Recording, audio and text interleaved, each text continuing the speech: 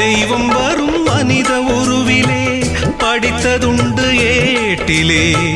தெய்வம் என்று தெரிந்த போதிலே பூட்டலாமோ வீட்டிலே. பூஜை செய்யும் தேவி உன்மேல் ஆசை வைத்தால் பாவம்.